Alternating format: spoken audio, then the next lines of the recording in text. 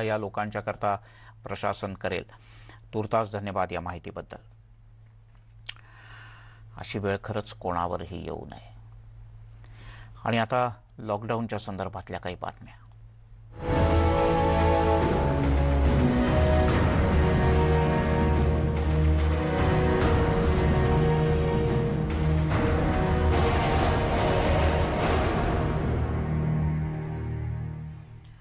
Lockdown 2.0च्या पहिल्याच दिवशी राज्यातील सर्व मोठ्या शहरांमध्ये मोठा शुकशुकाट आहे। मुंबई, ठाणे, कल्याण, डोंबिवली, पुणे, नाशिक, नागपूर एवढंच नाही तर औरंगाबाद आणि कोल्हापूर याही ठिकाणी कडक अंमलबजावणी लॉकडाऊनची सुरू झाली आहे। मेडिकल स्टोअर्स वगळली तर सर्व दुकानं बंद आहेत। वाहनांची संख्या सुद्धा अतिशय तुरळक आहे। अनेक ठिकाणी पोलीस बंदोबस्त सुद्धा तैनात आहे।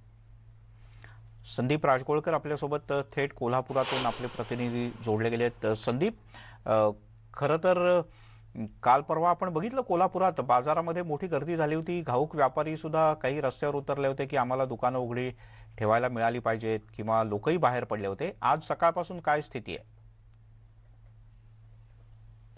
एक तर कोल्हापूर, सातारा, सांगली या तीनही जिल्ह्यांमध्ये लॉकडाऊनला सुरुवात झालेली आहे। आज त्याचा परिणाम राष्ट्रीय महामार्गावर देखील जाणवून येतो। पण सगळ्यात महत्त्वाचं मिलिंद हेच आहे की कोल्हापूर सुदैवानं अजूनही कोरोना आटोक्यात ठेवलेला आहे कोल्हापूरकरांनी असं म्हणता येईल।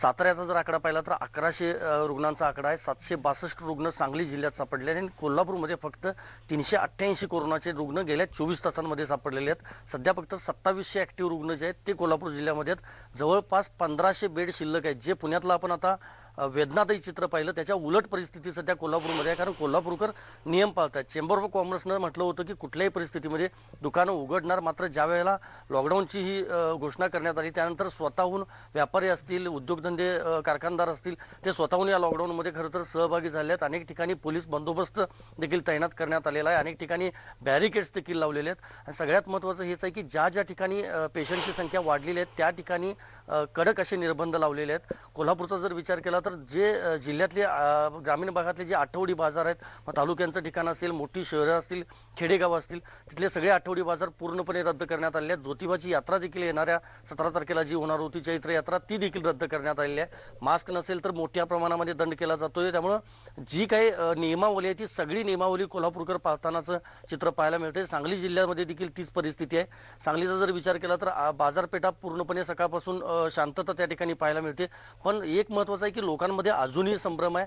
संचार जमावमध्ये 144 कलम लागू केलेला असताना हॉटेल मात्र उघडी ठेवलेत। त्यामुळे हॉटेल धारकांमध्ये एक प्रकारे नाराजी पाहायला मिळते। मिलिंद, रात्री 8 पर्यंत त्यांना परवानगी दिली आहे, मात्र 144 कलम लावल्यामुळे जर ग्राहकच जर येणार नसेल तर आम्ही हॉटेल कशासाठी उघडी ठेवायची असा देखील सवाल हॉटेल व्यावसायिकांकडून विचारला जातोय। लोक आज सकाळपासून बाहेर पडलेत का? कारण कोल्हापूरमध्ये सुद्धा अगदी पार रंकाळ्यापासून सगळीकडे फिरायला जाणारे किंवा वेसेच्या इथे जाणारे लोक खूप असतात। नक्कीच मिलिंद, राजाराम तलाव, शिवाजी विद्यापीठ, रंकाळा तलाव असेल किंवा इतर ठिकाणं असतील ही मॉर्निंग वॉकसाठी प्रसिद्ध म्हणून कोल्हापूरमध्ये ओळखली जातात। सकाळच्या आजचा जर विचार केला तर कमी प्रमाणामध्ये लोक बाहेर पडली होती। पण आज दिवसभरामध्ये अंदाज घेऊन मग उद्यापासून कदाचित कोल्हापूरकर नियम पाळतील असं सांगावं लागेल। कारण पहिल्या दिवशी नेमकं काय काय चालू असतं, काय काय बंद आहे हे बघायला देखील येणारे कोल्हापूरकर काय कमी नाही आहेत। यापूर्वीच्या लॉकडाऊनमध्ये देखील तसंच घडलं होतं, मात्र कडेकोट पोलीस बंदोबस्त जवळपास 9 ठिकाणी चेकपोस्ट लावण्यात येणार असल्याचं पोलीस खात्याकडून सांगण्यात आलेलं आहे। आणि 2200हून अधिक पोलीस आता रस्त्यावर उतरणार आहेत। ठीक आहे संदीप, अपेक्षा करूयात कोल्हापूरकर आवर्जून सांगतात जगात भारी कोल्हापुरी, पण जगात भारी कोल्हापुरी हे लॉकडाऊन पाळण्याच्या संदर्भात, मास्क घालण्याच्या संदर्भात, नियम पाळण्याच्या संदर्भात पण जगात भारी होतील अशी अपेक्षा व्यक्त करतो। तुर्तास धन्यवाद या सगळ्या सविस्तर माहितीबद्दल। आता मुंबईत येऊया थेट। मुंबईच्या वरळी नाका परिसरात काय प्रकारचं चित्र आज सकाळी दिसलं? वरळी नाका हा मुंबईतला अतिशय गर्दीचा आणि अतिशय वर्दळीचा अशा प्रकारचा भाग आहे, सांगतात आमचे प्रतिनिधी प्रणाली कापसे। मध्ये आजपासून कडक लॉकडाऊन सुरू झालेला आहे। खरं तर काल रात्री 8 वाजेपासून त्याची अंमलबजावणी सुरू झालेली आहे। आजचा पहिला दिवस आहे। मी सध्या मुंबईच्या वरळी नाका या परिसरामध्ये आहे। आपण पाहतो आहोत की वरळी नाका या परिसरामध्ये केवळ खाण्याची दुकानं सोडून, म्हणजे खाऊच्या वस्तू ज्या विक्रीची दुकानं सोडून इतर सर्व दुकानं जी आहेत ती बंद आहेत। अजूनही खुली झालेली नाही आहे। सकाळची वेळ आहे ही वेळ वाहतुकीची वेळ असते, मोठ्या प्रमाणावर नागरिक ये जा करत असतात. आपण पाहतो आहोत की या ठिकाणी गेल्या आठवड्यामध्ये म्हणजे जेव्हा मुख्यमंत्र्यांनी कठोर निर्बंध लागू केले तेव्हाची जी परिस्थिती होती तशीच परिस्थिती आता आहे. कारण त्यावेळेला ज्या अत्यावश्यक गोष्टी म्हणून सांगण्यात आलेल्या होत्या त्याच गोष्टी आता पुन्हा एकदा अत्यावश्यक म्हणून घोषित करण्यात आलेल्या आहेत. त्यामुळे वाहतुकीवर फारसा परिणाम झालेला नाही. पोलिसांच्या ठिकठिकाणी चौक्या जरी उभारल्या गेलेल्या असल्या तरी पोलीस कुठेही लोकांना अडवून त्यांची विचारपूस करत आहेत किंवा जाणीवपूर्वक त्यांना त्यांच्यावर निर्बंध लादण्याचा प्रयत्न करत आहेत असं दिसून येत नाही आहे. मुंबईत तरी चित्र तसंच आहे जसं गेल्या वर्षी होतं. लोकांची अडचण होऊ नये कारण मुंबईमध्ये हातावर पोट असणारी अनेक लोक आहेत. त्याच्यासाठी म्हणून काही घटकांना मुभा देण्यात आले, म्हणजे जसे ड्रायव्हर असतील किंवा घरकाम करणाऱ्या महिला असतील, पेशंट केअर करणारी लोकं असतील, या सगळ्यांना वगळण्यात आलेलं आहे. ते लोक त्यांच्या कामावर जाऊ शकतात. आता तर तुम्हाला डोमेस्टिक हेल्प म्हणजे घर काम करणाऱ्या ज्या महिला आहेत तीसुद्धा मदत मिळणार आहे. त्यामुळे घराच्या बाहेर शक्यतो पडू नका आणि ब्रेक द चेनसाठी शासनाला मदत करा. व्हिडिओ जर्नलिस्ट रमेश भटसह प्रणाली कापसे, न्यूज 18 लोकमत, मुंबई. तेव्हा सुरुवातीच्या टप्प्यात तरी मुंबईसह कोल्हापूर असो किंवा अन्य शहरं नियमांचं पालन होताना दिसतंय आणि असंच काटेकोर नियमांचं पालन आपल्या सगळ्यांना पुढचे 15 दिवस करायचं आहे. एक छोटासा ब्रेक घेऊयात. सर्व प्रकारच्या ताज्या अपडेट्ससाठी news18lokmat.com या आमच्या वेबसाईटला लॉग ऑन करा. फेसबुक आणि ट्विटरवर आम्हाला फॉलो करा.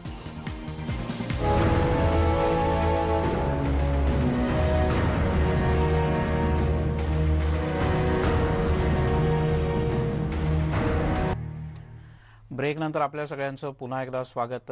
मुंबईमध्ये काय स्थिती आहे या लॉकडाऊन 2च्या संदर्भातली ती आपण पाहणार आहोत आणि राज्याच्या विविध भागात सुद्धा कशा पद्धतीनं या लॉकडाऊनला पहिल्या टप्प्यात प्रतिसाद मिळतोय. पहिल्या दिवशी सकाळी हेही आपण जाणून घेतोय. मगाशी आपण कोल्हापुरात काय स्थिती होती ते पाहिलं. आता आपण मुंबईतली स्थिती पाहणार आहोत पुढच्या काही क्षणांमध्ये. मुंबईतली ही दृश्य दादर, वरळी आणि अन्य परिसरातली अगदी तुरळक टॅक्सी दिसत आहेत. जर का आता 9:20 झाले तर साधारण या वेळेला दोन्ही ईस्टर्न आणि वेस्टर्न एक्सप्रेस हायवेवरती खूप मोठ्या प्रमाणात वाहनांच्या रांगा असतात, गर्दी असते. पण आज मात्र ही दृश्य आपल्याला असं सांगतात की नागरिक घराबाहेर पडलेले नाहीत. कारण शासनानं जे आदेश जारी केले त्यानुसार फक्त अत्यावश्यक सेवेतल्या लोकांनाच बाहेर पडण्यासाठी आणि वाहनानं प्रवास करण्याची परवानगी आहे. प्रणाली कापसे आपल्या प्रतिनिधी आपल्याशी जोडले गेलेत. दादरच्या शिवाजी पार्क परिसरातून प्रणाली आपल्यासोबत आहे. प्रणाली, साधारणपणे 9 वाजेपर्यंत सुद्धा शिवाजी पार्कवर दादर आणि परिसरातनं नागरिक मोठ्या प्रमाणात फेरफटका करायला येतात. आज मात्र बऱ्यापैकी सुनसान दिसतंय तुझ्या मागे. अगदी खरं आहे मिलिंद सर. दादरकर किंवा मुंबईतल्या अनेक भागातली जी लोक रोज सकाळी शिवाजी पार्कला फेरफटका मारण्यासाठी येत आहेत त्यांची जर आज संख्या बघितली तर 99% ती कमी झाली असं आपल्याला म्हणता येईल. एखाद दुसरे जे हौशी लोक आहेत किंवा जे अगदीच जवळ राहतात असे काही लोक आज सकाळी इथं फिरायला आलेले होते. परंतु आता मात्र पुन्हा एकदा पोलिसांचे एक अधिकारी या ठिकाणी आलेले आहेत आणि जे काही 1-2 लोक जमलेली होती त्यांना सुद्धा ते घरी परतण्यास सांगत आहेत. संचारबंदी लागू आहे याची त्यांना माहिती दिली जाते. शिवाजी पार्कचं जे मैदान आहे, मैदान तर गेल्या आठवड्यापासूनच बंद करण्यात आलेलं होतं, परंतु बाहेर मात्र लोक फेरफटका मारू शकत होते. आजपासून मात्र त्याला सुद्धा बंदी घालण्यात आलेली आहे. अगदी मोजके, खरं तर 99% मुंबईकरांनी संचारबंदीचं पालन दादरच्या शिवाजी पार्क परिसरात केलेलं दिसतंय. एखाद दुसरे नागरिक जे आहेत ते येत आहेत, पण त्यांना सुद्धा व्यवस्थित सांगितलं जात आहे की संचारबंदी आहे, त्यामुळे आता तुम्ही इथे फिरू नका, तुम्ही घरी जा, संचारबंदीच्या नियमांचं काटेकोरपणे पालन करा. कारण या गोष्टी आपल्या सगळ्यांच्या आरोग्यासाठी म्हणूनच केल्या जात आहेत. कोरोनाला अटकाव करायचा असेल, ब्रेक द चेन करायची असेल तर त्याच्यासाठी आपण नियमांचं काटेकोरपणे पालन केलं पाहिजे. सकाळी वरळी नाका परिसरातली भाषेमध्ये पोलिसांच्या वतीनं येणाऱ्या लोकांना सांगितलं जातं. नाही, चांगली गोष्ट, व्यवस्थित भाषेत सांगितलं जात आहे. तू वरळी नाका परिसरातली दृश्य मगाशी दाखवली होतीस. दादर स्टेशन परिसरात थोडी गर्दी होती सकाळी. दादर बाजार जो विशेषतः भाजीचा बाजार आहे त्या परिसरामध्ये मात्र आज रोजच्यासारखी गर्दी होती, कारण भाजी ही अत्यावश्यक वस्तू असल्यामुळं आणि दादरचा बाजार हा थोक विक्रीचा बाजार असल्यामुळं तिथं रोजसारखी गर्दी होती. तिथल्या बर, गर्दीत बर. कुठलाही फरक झालेला दिसून आला नाही, परंतु अत्यावश्यक सेवा असल्यामुळे तिथे ती गर्दी होती. बर, आपण अपेक्षा आपण करूयात- जे स्टेशन हो. परिसर म्हणालात तर हो. स्टेशन परिसरामध्ये हा प्रणाली वाक्य पूर्ण कर. स्टेशन परिसरामध्ये मात्र आजपासून केवळ अत्यावश्यक लोकांना घेतला जाणार असल्यामुळं तिथं रोजच्या तुलनेमध्ये गर्दी जी आहे ती थोडी कमी दिसून आली आहे. बर, विशेषतः सर्वसामान्यांना आता प्रवेश नाही, महिलांनाही प्रवेश नाही, बर. त्यामुळं आज तिथं गर्दी थोडी कमी दिसून आली. प्रणाली, तुर्तास धन्यवाद या सगळ्या सविस्तर माहितीबद्दल. राज्यामध्ये लॉकडाऊन चांगल्यापैकी जाणवू लागलाय, पण गुजरात सरकारनं खबरदारीचा उपाय म्हणून महाराष्ट्राच्या सीमेवर RT-PCR चाचणी बंधनकारक केली. त्यामुळे महाराष्ट्रातून गुजरातकडे जाण्याची जी सीमा आहे, बॉर्डर आहे, तिथे आच्छाडच्या इथे जो नाका आहे तिथे प्रवाशांच्या आणि गाड्यांच्या लांबच लांब रांगा बघायला मिळतात. प्रवासी काहीसे त्रासलेत त्यामुळे, कारण प्रत्येक गाडीची तपासणी केली जाते. त्या प्रवाशांच्याकडे कोरोना चाचणीचा अहवाल मागितला जातोय. ज्याच्याकडे नकारात्मक अहवाल आहे त्यालाच गुजरातमध्ये सोडलं जातंय, बाकीच्यांना परत पाठवलं जातंय आणि या सगळ्याचा काहीसा मनस्ताप सहन करावा लागतोय. विजय राऊत आपले प्रतिनिधी आपल्यासोबत जोडले गेले आहेत. विजय, काय अधिक माहिती आहे?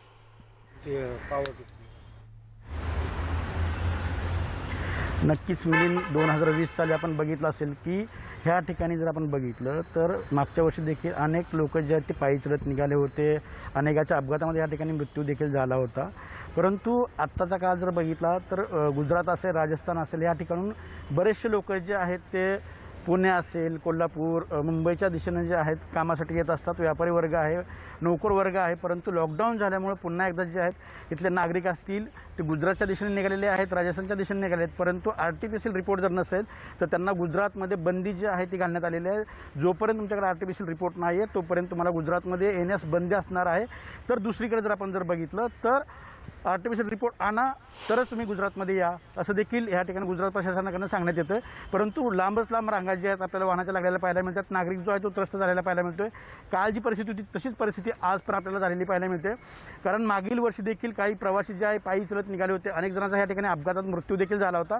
तसाच काहीचा त्रास जो आहे तो आपल्याला इथल्या नागरिकांना करताना पाहायला मिळतोय. त्यामुळे गुजरात प्रशासनानं या ठिकाणी आम्हाला सवलत द्यावी अशी देखील मागणी जी आहे इथला नागरिक करताना आपल्याला पाहायला मिळतोय.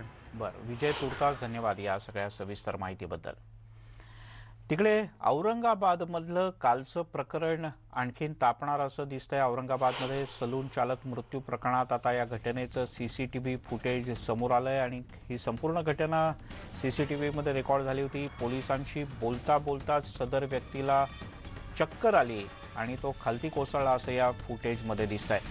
सलूनचा चालक फिरोज खान याला पोलीस मारहाण करताना CCTV फुटेजमध्ये कुठेही दिसत नाहीये. शवविच्छेदन अहवालानंतर मृत्यूचं कारण हेड इंजुरी एवढंच पोलिसांनी सांगितलं आहे.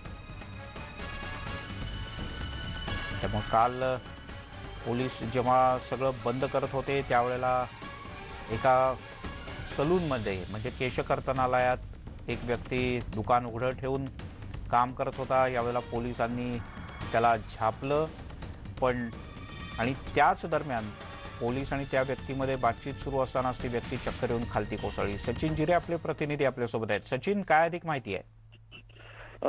काल फिरोज खान या सलून चालकांचा मृत्यू या प्रकरणी पोलिसांनी जेव्हा या घटनेचा संपूर्ण CCTV तपासला तेव्हा CCTV रात्री समोर आलेला आहे. त्या CCTV मध्ये दुकानाच्या बाहेर जे फिरोज आहेत ते उभे होते आणि त्यांच्यासोबत इतर काही 3 ते 4 लोक उभे होते. मात्र त्या CCTV बोलतानाच चर्चा करतानाच त्यांना ते खाली कोसळले असं CCTV मध्ये स्पष्टपणे दिसत आहेत. आणि जो पोलिसांनी मारहाण केल्याचा जो आरोप काल होत होता तो आरोप मोठ्या प्रमाणात झालेला होता आणि रात्री डॉक्टरांनी देखील प्राथमिक अहवाल असा दिलेला आहे की डोक्याला हेड इंजुरी लागून हा मृत्यू झालेला आहे. आणि CCTV मध्ये स्पष्टपणे दिसून पोलीस कुठेही या फिरोज यांना मारताना या CCTV मध्ये दिसत नाहीये आणि कुठेही त्यांना मारहाण होताना यामध्ये दिसत नाही. ते स्वतःहूनच खाली कोसळताना CCTV मध्ये स्पष्टपणे दिसत आहे. बरं सचिन, तुर्तास धन्यवाद या माहितीबद्दल. त्यामुळे कालचं औरंगाबादचं हे प्रकरण पोलीस एका व्यक्तीला बजावत होते की तुला दुकान तातडीनं बंद केलं पाहिजे. पोलीस आणि संबंधित व्यक्तीमध्ये काही वादविवाद सुरू होते आणि त्याच वेळेला ही व्यक्ती खालती कोसळली आणि त्यातच तिचा मृत्यू झाला. पण आरोप असा करण्यात आला होता की पोलिसांनी या व्यक्तीला बेदम मारहाण केली आणि त्यात हा मृत्यू झाला. त्यामुळे औरंगाबादचं सलून चालकाचं प्रकरण आज मोठं होणार असंच वाटत होतं. पण जी आता ताजी माहिती हाती येते त्यानुसार या सगळ्या घटनेचं CCTV फुटेज हाती आलंय.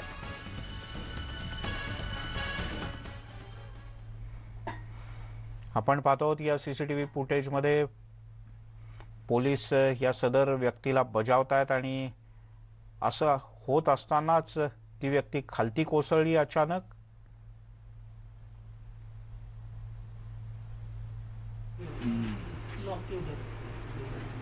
आणि मग तिथे उपस्थित असलेल्या नागरिकांनी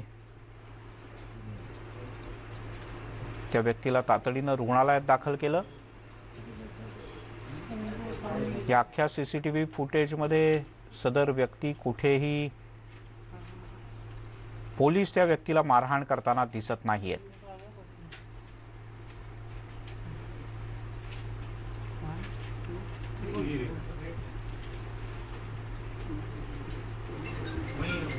ही या क्षणाची सगळ्यात मोठी बातमी औरंगाबादमधलं कालचं सलून चालक मृत्यू प्रकरण.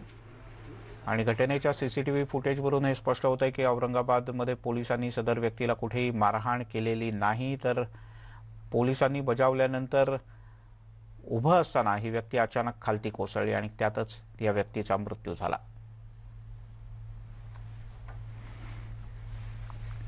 देशामध्ये कोरोनाचा हाहाकार सध्या सुरू आहे. कारण कालची जी आकडेवारी आज थोड्या वेळापूर्वी हातात आली, कालच्या दिवसभरात 2,739 जणांना कोरोनाची नव्यानं लागण झाली. तर 1,038 नागरिकांचा कोरोनाशी दोन हात करताना मृत्यू झालाय. किंचित दिलासादायक बाब म्हणजे गेल्या 2 दिवसांपेक्षा काल डिस्चार्ज घेणाऱ्या रुग्णांची संख्या थोडी वाढली होती.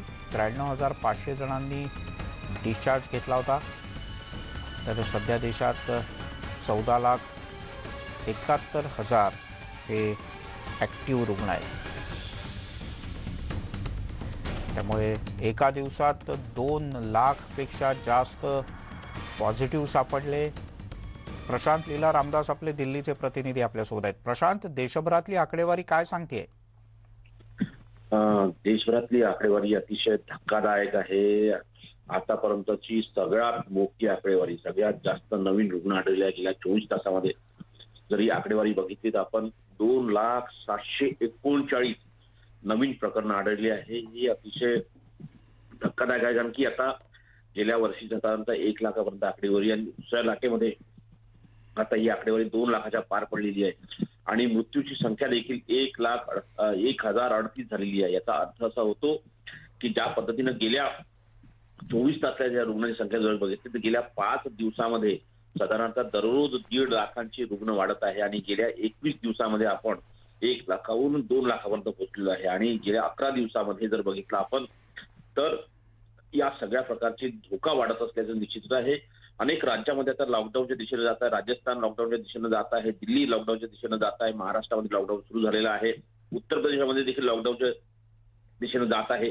अशाच प्रकारची स्थिती संपूर्ण देशभरात आहे. त्यामुळे ही दुसरी लाट अतिशय भयानक आहे. ज्या पद्धतीने डॉक्टर आणि संशोधक म्हणतात की मे महिन्यापर्यंत ही जी संख्या आहे ती दुप्पटी तिप्पटीनं असणार आहे. अशा वेळी जास्तीत जास्त काळजी घेण्याची गरज आहे मिलिंद. आणि हा धोका अजूनही वाढत आहे. ज्या पद्धतीने लसीकरण होत आहे, लसीकरणाकडे जर बघितलं आपण आतापर्यंत तर जवळपास 11,44,93,238 लोकांचं लसीकरण झालेलं आहे. यामध्ये जर बघितलं तर अनेक लोकांना अजूनही लसीकरणानंतर ही कोरोना होत असल्याची बरोबर आहे. पहिला डोस घेतल्यानंतर अनेकांना, तर काही जणांना दुसरा डोस घेतल्यानंतर सुद्धा कोरोनाची लक्षणं दिसत आहेत आणि हीच चिंतेची बाब आहे. तुर्तास आपण पाहताय न्यूज 18 लोकमत. आणि आता आणखीन एक मोठी बातमी. सध्या सगळीकडे कोरोनाची एवढी भयंकर स्थिती आहे की मृत्यूनंतर देखील कोरोनाच्या रुग्णांची हेळसांड होण्याचे काही प्रकार समोर आले.